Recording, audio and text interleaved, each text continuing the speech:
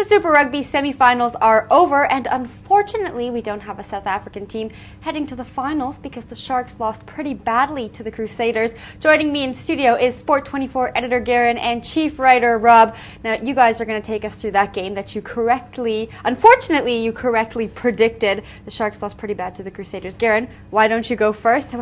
What happened? Hi Jen. Yeah, it was pretty ugly from a Sharks point of view. I think deep down we all thought that the Sharks would lose. I don't think anyone really predicted they'd lose that badly though. They ended up losing 38-6, which is a bit of a hiding. They conceded 5 tries, which isn't great from a South African point of view, looking ahead at the Rugby Championships with New Zealand, probably our biggest rivals there again. You know, we could perhaps look at the travel factor, the fact that the Sharks had to play the weekend before while the Crusaders had the weekend off. I think we both, Rob and I, agreed that if the Crusaders got off to a fast start, the Sharks would struggle to play catch-up rugby, and that certainly was the case. The Crusaders didn't show any rustiness having the weekend off. They hit the ground running from the first minute, and the Sharks were pretty much defending the entire match, and they just couldn't hold on for that long. I thought the Sharks' backline in particular was very, very poor. We talked about a number of changes that they had made with Pat Lambie coming back at number 10, who had been out of action for quite a while. That necessitated a shift of Frans Steyn to centre and JP Peterson to the wing. So a couple of players playing out of position for the match, and I think the Crusaders capitalised on that.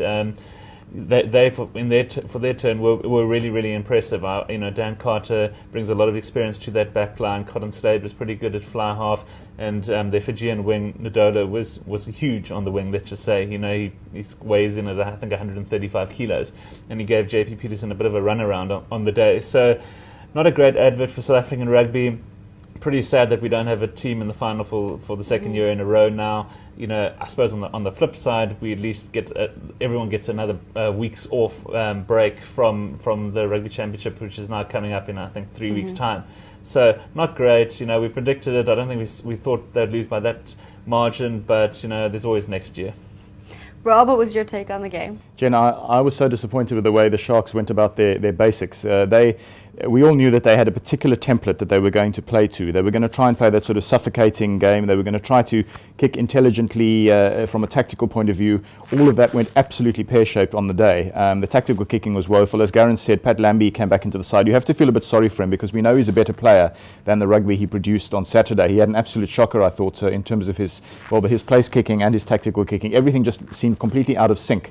And as you say, Frans Steyn, as a result, suddenly looked a little bit sort of fish out of water at inside centre, having also had some time at fly half for the Sharks. So perhaps a bit debatable, Lambie coming back into the mix so sort of cold really after so many weeks and months out of action. This was his first start in so long, and it's certainly the rust was so evident, and what it did was just have a ripple effect right through the Sharks team. Another thing that disappointed me was that some of the so-called sort of heavyweight Sharks names on paper, as I mentioned, Frans Steyn, I thought Bismarck du Plessis, and also he's such a world-class factor as hooker. Even in New Zealand, they've been trumpeting him before the game, maybe almost deliberately, saying how great he was. We know he's a great player, but on the day, just the precisions weren't working. His line-out coordination with Stefan Levis and the other key Sharks jumpers way out of kilter. And it seemed to have a little bit of an effect on his overall game. Bismarck seldom has a genuinely poor match, and he did effect a few turnovers. It wasn't a disgrace on his part, but way below his potential. I thought that Willem Alberts was a bit off the boil. JP Peterson, as I say, the really big names in the Sharks ranks were off the boil, and what it meant was that it just caused jitters among some of the younger, less experienced players as well. Perhaps a saving grace was someone like Marcel Coetzee, who I thought was really full-blooded for the Sharks, but on the whole, they were absolutely walloped.